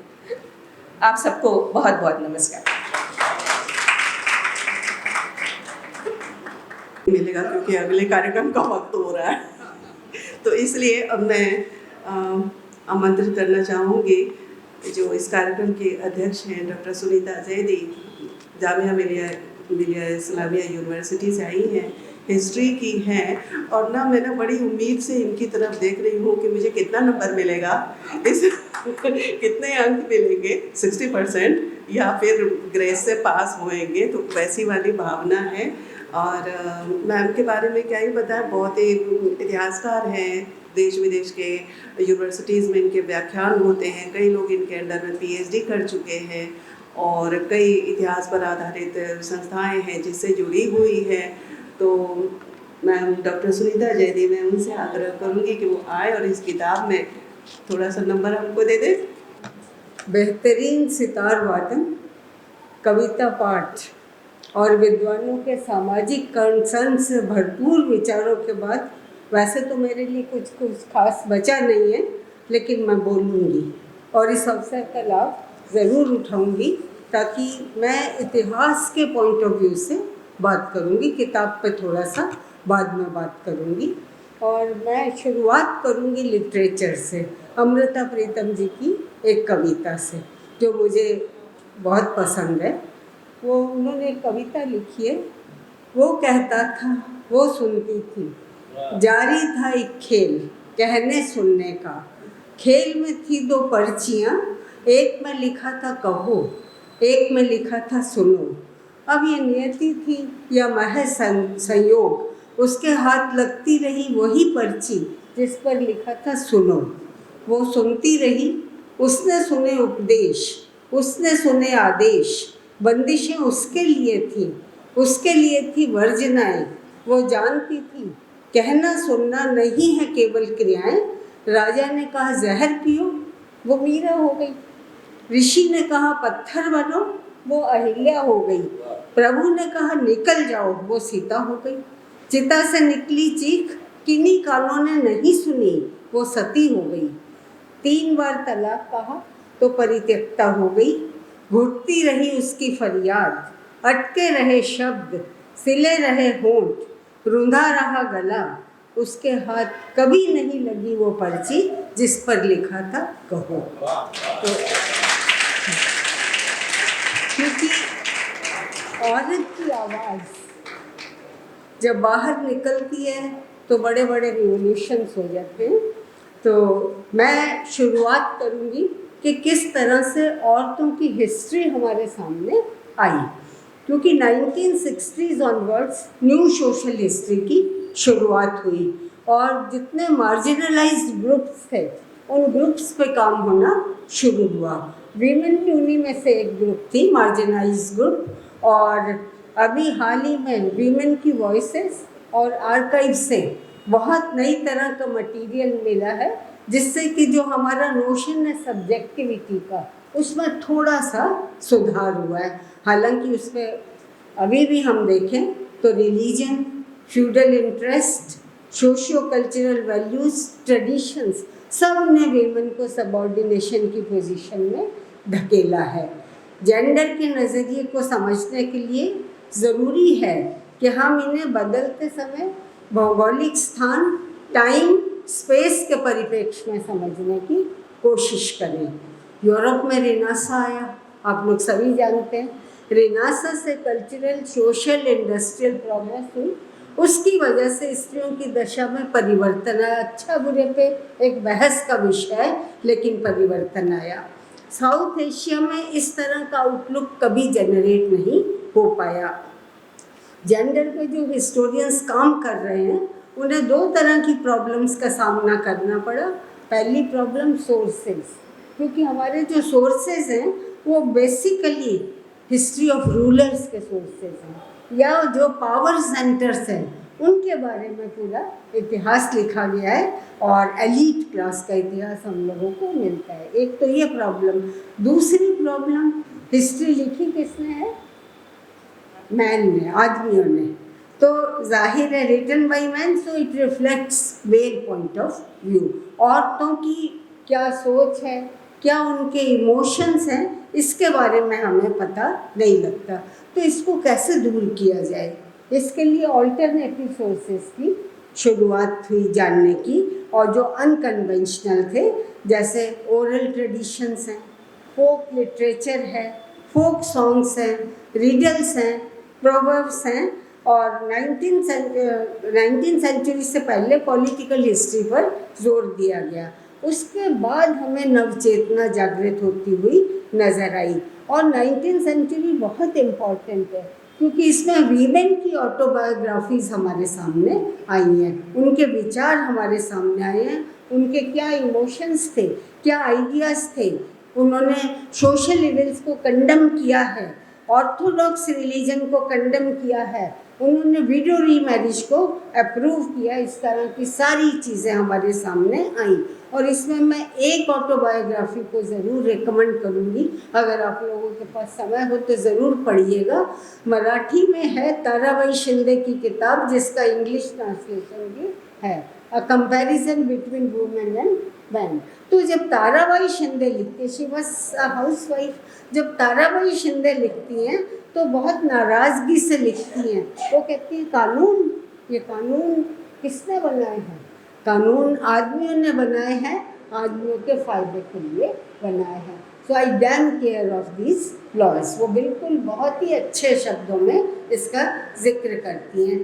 ताराबाई शिंदे के अलावा डॉक्टर हेमवती सेन है, रुकैया बेगम है, पंडिता रमाबाई है, सबकी ऑटोबायोग्राफीज हम लोगों को भरपूर नॉलेज देती है। और जब हम कहते हैं इतिहास की बात करते हैं, तो औरतों ने इतिहास को बचाया भी है। हमारे पास में एग्जाम्पल्स हैं। राजस्थान में एक ठिकाना है शाहपुरा का। शाहपुरा के ठिकानेदार जो थे, उनके घर पे जब अंग्रेज़ों ने रेड की और सारा सामान वहाँ से ले जाने लगे, तो उनकी बहू मानक कंवर ने जितनी उनकी हैंड रिटन पोथियाँ थी उनको चुपचाप वहाँ से हटाया, और बाद में आज वो अपूर्व राजस्थान का इतिहास के नाम से पब्लिश्ड भी हैं। जब जब औरत को अवसर मिला, उसने अपने आप को योग्य प्रशासक, बहादुर, हर स्थिति में योग्यता का प्रदर्शन उसने दिखाया और कामयाबी भी हासिल की। हालांकि जैसे अभी हमारे वक्ताओं ने कहा कि औरतें कमज़ोर हैं, ये प्रदर्शन किया गया और वह मानती भी है इस बात को। कि लेकिन अगर हम औरतों की तरक्की देखें तो हमें आदमी के परिप्रेक्ष्य में देखनी चाहिए। उस परिप्रेक्ष्य में अभी भी हम लोग मुकाबला नहीं कर पाते, लेकिन बहुत सारी औरतें जिनका जिक्र और आपकी किताब तो भरपूर खजाना है इस बारे में। अगर मीराबाई को देखें, राजस्थान में बहुत मशहूर है, तो ये नहीं है कि राजस्थान में मीराबाई हुई, इस तरह की कश्मीर में लल्ला देवी हम लोगों को नज़र आती हैं। जोधपुर की रानी हाडी है, तो जबलपुर की रानी दुर्गावती है, रज़िया सुल्तान, नूरजहाँ बेगम, सभी को कुशल प्रशासिका का दर्जा मिला है। 18वीं शताब्दी में सरदना की बेगम समरू, 19 शताब्दी में लक्ष्मीबाई का नाम जाहिर है कोई भी उनके कारनामों को नहीं भूल सकता। 20वीं सदी में लक्ष्मी सहगल, अरुणा आसफ अली और हमारी इंदिरा गांधी जी, सभी का नाम हम लोगों को लेना पड़ेगा। कहने का मतलब है कि हर क्षेत्र, हर रीजन, हर रिलीजन, हर काल में याद रखने योग्य महिलाएं हमें वर्णन का मिलता है। मेल शोविनिज्म भी नज़र आता है, क्योंकि पुरुषों की एक सी मानसिकता हमें हर जगह नज़र आती है। यहाँ मैं एक आधा एग्जाम्पल दूंगी हिस्ट्री से। जो हिस्ट्री के स्टूडेंट्स वो जानते हैं, मिन्हाज सिराज जो हिस्टोरियन हुए हैं, उन्होंने रज़िया के बारे में लिखा है कि वो बेहद कुशल प्रशासिका थी। 4 साल तक उन्होंने कुशलतापूर्वक राज्य किया और उनमें सारी क्वालिफिकेशन थी, लेकिन उनकी एक डिस्क्वालिफिकेशन थी, वो थी उनका स्त्री होना। इसलिए वो बर्दाश्त नहीं हुई और उनके खिलाफ विद्रोह हुआ। और अगर हम 19वीं सेंचुरी की डॉक्टर हेमवती सेन की ऑटोबायोग्राफी देखें तो उसका टाइटल क्या है, because I am a woman. तो ये हम लोगों को नज़र आता है। रज़िया का कैरेक्टर असैसिनेशन याकूत के नाम के साथ जोड़ के किया गया, बेगम समरू का नाम फ्रेंच मर्सनरी के साथ लगाया गया। तो मतलब औरत को बदनाम करना बेहद आसान काम हम लोगों को नज़र आता है। हमारे यहाँ कहते हैं यत्र नार्यस्तु पूज्यन्ते रमन्ते तत्र देवता। और आइडियल औरत का कंसेप्ट क्या है? वो औरत आइडियल है जो सुबह उठ के पूरे परिवार की ज़रूरतों का ख्याल रखती है और सबसे बाद में सोती है और पुत्रों को जन्म देती है, बेटियों को नहीं, सिर्फ पुत्रों को जन्म देती है। तो क्योंकि हम देखते हैं आज भी कई समाजों में जब पुत्र का जन्म होता है तो थाली बजा के उसका अनाउंसमेंट किया जाता है। अमीर खुसरो जैसा आदमी भी जब उसके यहाँ बेटी पैदा होती है तो वो लिखता है, O daughter, why have you been born? If at all you had to be born, you had to be a son rather than daughter. लेकिन थोड़ी देर बाद वो कंसोल करता है अपने आप को और कहता है कोई बात नहीं, मेरी माँ भी तो एक स्त्री थी। फोक सॉन्ग्स अगर आप देखें उसमें भी पुत्रों का जिक्र हम लोगों को मिलता है। राजस्थान में एक फोक सॉन्ग है, ऊंचले मगरे जाऊँ री माई, खीरिया काचर लाऊं री माई, छूल ने चमकाऊं री माई, वीरा ने जिमाऊं री माई। कहीं ये नहीं है कि बहन को मैं जिमाऊंगी, भाई को वो जिमाएगी। अकबर पुत्र प्राप्ति की कामना के लिए अजमेर दरगाह शरीफ हर साल जाते थे। और इसी तरह से एक फोक स्टोरी है कि गांव में एक ठाकुर साहब थे, बहुत बने ठने, सुबह बड़े अकड़ से घर से निकलते थे, मूंछों पे ताव देते हुए। एक दिन निकले घर से तो उनके मूंछें नीचे थी। लोग बड़े परेशान हुए, कहा खम्मा अन्नदाता क्या हुआ, क्या दुश्मनों की तबीयत नासाज है? तो उन्होंने कहा नहीं, आज रात घर में बेटी पैदा हो गई है। तो मतलब इस तरह की जो कंसेप्ट है हम लोगों को नज़र आते हैं। तो पूरी फ्यूडल सोच है, उस मानसिकता से हम लोग आज तक नहीं उबर पाए हैं पूरी तरह से। टेक्नोलॉजी की तरक्की हुई, तरक्की के साथ में औरतों पर एट्रोसिटीज़ के तरीके भी बदल गए। मैं क्यों कह रही हूँ, क्योंकि पैर में अब फीमेल फिटिसाइड है। पहले फीमेल इन्फेंटिसाइड था, अब फीमेल फिटिसाइड है। डॉक्टर साहिबा बैठी और गायनोकोलॉजी की है तो अच्छे से आप इन चीज़ों से रूबरू होती होंगी।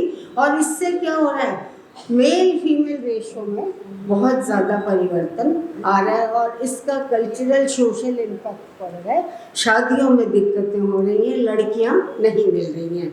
तो यूरोपियन सोसाइटी भी इतनी एडवांस है, लेकिन अबॉर्शन को लेके वहाँ पर भी रोज़ हंगामे होते रहते हैं। इसके बाद में एक चीज़ और है, सती। सती की जब हम बात करते, मैं थोड़ा टाइम ज़्यादा ले रही हूँ, सती की जब हम बात करते तो उसको बहुत ग्लोरीफाई किया जाता रहा है, लेकिन स्टेट ने उसको डिस्करेज करने की कोशिश की। हम लोग सब जानते हैं राजा राम मोहन राय ने मतलब लिया और अंग्रेज़ों ने एक कानून बनाया, ऐसा नहीं है। मोहम्मद तुगलक से हमें शुरू नज़र आता है जब स्टेट ने कंसर्न फील करना शुरू किया। अकबर ने एक अध्यादेश जारी किया कि कोई भी अगर सती होना चाहती है तो उसको पहले जाकर के काजी से परमिशन लेनी पड़ेगी, उसके बाद ही वो सती। उसने क्यों किया? क्योंकि एक जोधपुर के जो राजा थे उनकी जब डेथ हुई तो पता लगा कि उनकी बीवी सती होना चाह रही है। अकबर बहुत बड़े बड़े राजपूत राजाओं को लेकर के वहाँ पहुँचा और देखा कि वहाँ बहुत ज़्यादा वैसा माहौल था, वॉलेटाइल। तो अकबर ने बातचीत की और डिसुएड किया और वो औरत सती नहीं हुई। इसी तरह से जो यूरोपियन ट्रैवलर्स हैं, खासतौर से बर्नियर को अगर आप पढ़ें तो बर्नियर ने भी लिखा है कि किस तरह से एक हिंदू महिला जो कारकुन की बीवी थी वो सती होने लगी तो बर्नियर गए, उन्होंने उनको डिसुएड किया, बिल्कुल नहीं मानी, लेकिन आखिर में उनका बच्चा जब उनके पास आके रोने लगा तब जाकर के उसको लगा कि अब मैं सती। मैं बहुत शॉर्ट में कर रही हूँ टाइम की वजह से। तो रॉयल वीमेन ने सराय, जैसे अभी बताया आप लोगों ने, सराइज बनाई, पॉन्ड्स बनाए, तालाब बनाए, टेम्पल, मॉस्क, पैलेसेस, बावड़ी वगैरह का निर्माण कराया। और अकबर की माता हमीदा बानो बेगम ने गायों के चरागाह के लिए ज़मीन भी आवंटित की और कहा कि किसी भी गाय को मोलेस्ट नहीं किया जाएगा। मैं कहूँगी यही हमारी कल्चरल हेरिटेज है जिसको कि पलाश और आप लोग सब मिल के बचाने की कोशिश कर रहे हैं। पेंटिंग भी बहुत कुछ बयान कर जाती है। मांडू की कल्चर बहुत पावरफुल है, ख़ास तौर से एक मैन्युस्क्रिप्ट है मिफ्ता उल फजाला, ये मांडू की पेंटिंग्स है इसमें। तो वहाँ औरतों की लाइफ जो स्केच है पूरे प्रस्तुत किए गए हैं और नेमतनामा है इसी तरह से मांडू का, जिसमें खान पान का पूरा जिक्र हम लोगों को मिलता है। इसके अलावा अनवार सोहेली, तशबीह अल अक़वाम, बहुत सारे सोर्सेज हैं जो पेंटिंग को देते हैं। जहाँ तक हम औरतों का इकोनॉमिक कंट्रीब्यूशन देखें, हमेशा से रहा है। एग्रीकल्चर को अगर हम लें तो वीमेन का एग्रीकल्चर में पूरा रोल हम लोगों को नज़र आता है और वो इवन किसान के लिए खेत में खाना लेकर के जाती थी। इस पर भी एक छोटी सी फोक स्टोरी है कि एक औरत रोज़ खाना अपने पति किसान के लिए लेके जाया करती थी। जब वो खेत में पहुंचती थी तो पति कहता था तू भी खा ले। रोज़ वो कहती थी मैं जाऊँ चूल्हे में, तो पति कहता था कि क्या हो गया। एक दिन वो चुपचाप जाकर के, जब औरत घर से चली, चुपचाप जाकर के वहाँ पे देखा तो चूल्हे में गरम गरम बाटियाँ घी में तर थी। उसने खा ली, वापस आया, पत्नी ने फिर खाना परोसा, फिर पति ने कहा खा ले, तो उसने कहा मैं जाऊँ चूल्हे में। तो बोला देख आज मैं चला गया चूल्हे में तुझे कुछ नहीं मिलेगा वहाँ पे। तो पनिहारिनों का रोल हम लोगों को पता लगता है पूरी तरह से कि किस तरह से मतलब अपने घर का भी पानी भरती थी और पैसा लेके बड़े घरों का पानी भी भरा करती थी। और इस संदर्भ में किस तरह से औरतें पर्यावरण को बचा रही हैं। जैसलमेर में जल सहेलियाँ हैं जो वहाँ पे पानी को बचाने की कोशिश में लगी हुई। ये 25 औरतों का ग्रुप है जो ये काम कर रहा है।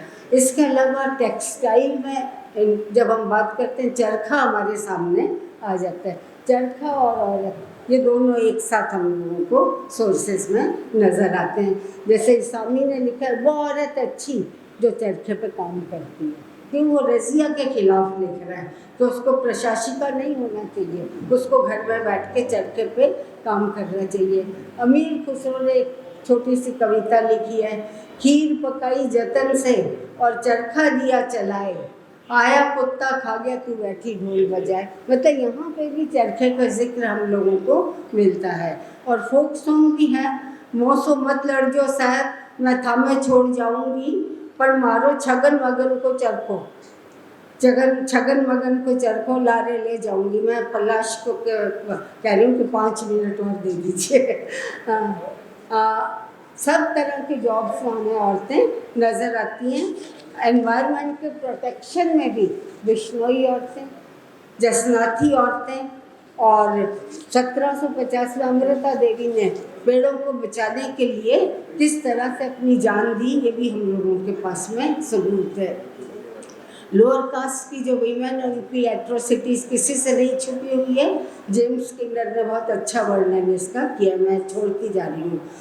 एक मैं सोशोलॉजिस्ट वीना दास को कोट करूँगी। वो लिखती हैं कि मैं एक बार अपनी फ्रेंड के घर गई। वहाँ पे जो बुजुर्ग थे वो 2 साल की बच्ची को सुलाने की कोशिश कर रहे थे। वो बच्ची रोई जा रही थी। आखिर में उन साहब ने कहा, ओ बेटा, why are you crying, you are Lakshmi. और जैसे ही उन्होंने कहा यू आर लक्ष्मी, वो चुप हो गई। तो बोले वो कि देखिए, औरत को भी नहीं पता मैं क्या हूँ, उसे रिमाइंड करवाना पड़ता है कि वो क्या है। और आप ही की किताब में कवि केदारनाथ साहब की 1-4 पंक्तियाँ हैं। मैंने उनको जब जब देखा, लोहा देखा लोहे जैसा तपते देखा, गलते देखा ढलते देखा, मैंने उसको गोली जैसा चलते देखा।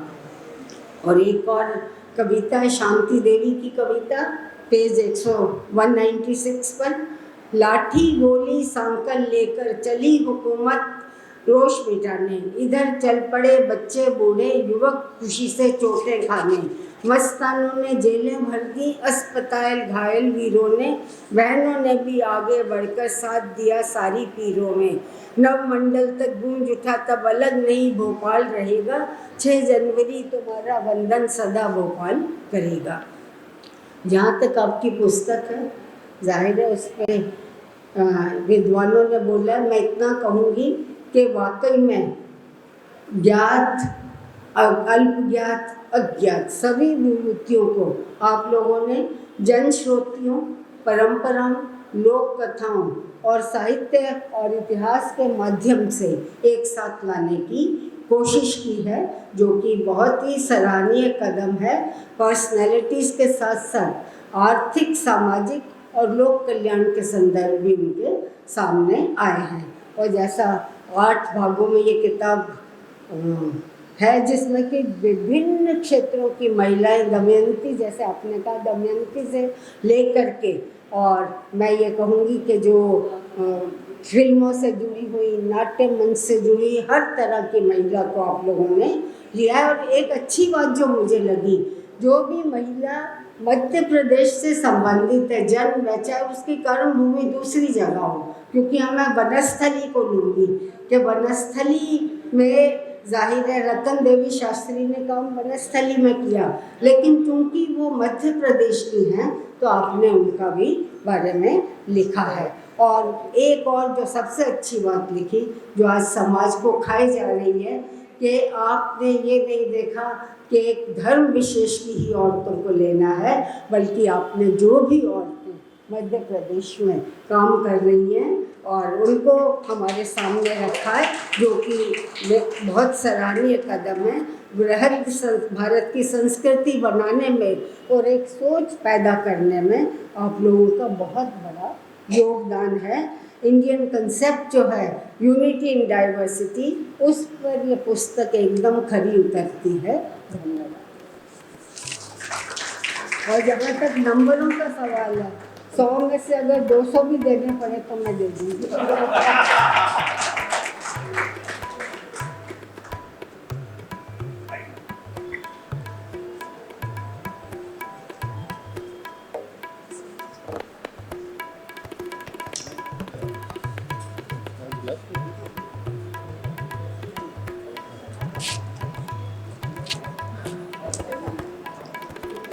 हमारे सारे वक्ताओं के उद्बोधन काफ़ी सारगर्भित रहे, और अब मैं चाहूँगा कि वो अपने साथ एक यादगार लेते जाएं। तो मैं आमंत्रित करता हूँ सबसे पहले सौम्य माहेश्वरी को कि वो आए और राकेश दीवान जी को स्मृति चिन्ह भेंट करें।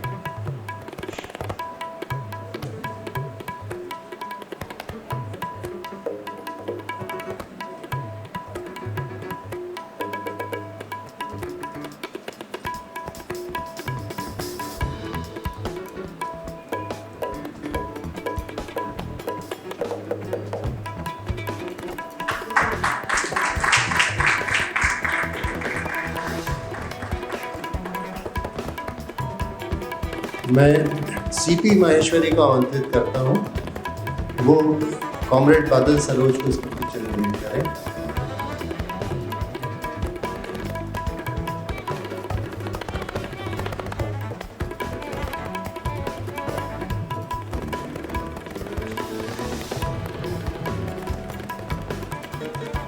ऊपर आ जाओ, ऊपर आ जाओ, ऊपर आ जाओ, ऊपर आ जाओ।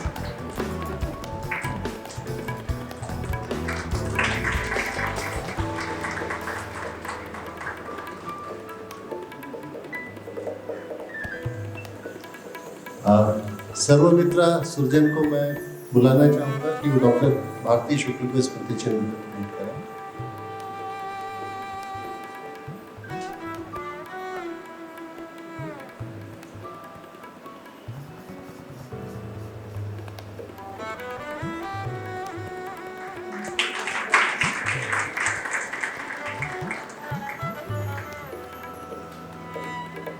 श्रीमती ममता गिरिराज डॉक्टर वीणा सिन्हा को, हमारी मुख्य अतिथि को स्मृति चिन्ह भेंट करें।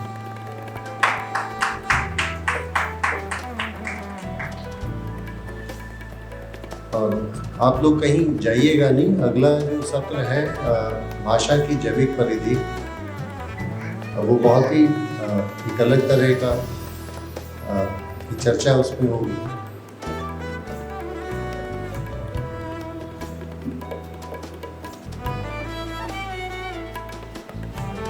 सामने सामने ऐसे।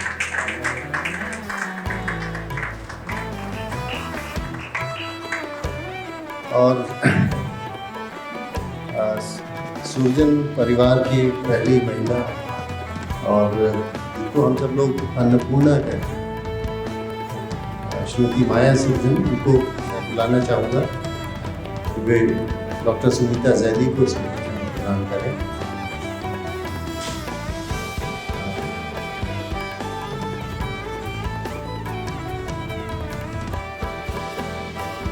ये हमारी सबसे बड़ी भाभी है, लेकिन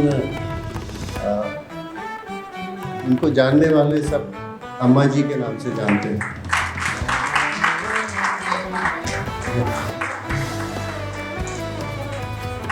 और